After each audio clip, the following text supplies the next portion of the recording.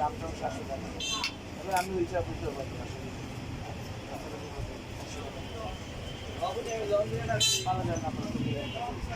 দেখছি নিজের খরচ কিন্তু ভালো বলতে চাইছি না, আমরা নেওয়ার জন্য আসছি না, দাম জিজ্ঞাসা করতেন না, আবার দাম বলতেন না, বলতেন তাহলে রে আমরা নেওয়ার জন্য আসছি, আমি বেচার জন্য করছি। আর কত টাকা লাগে না, আমি কিন্তু কমাই দিচ্ছেন না, ছোট ভাই হিসেবে আমরা কই আমরা দোকান নাই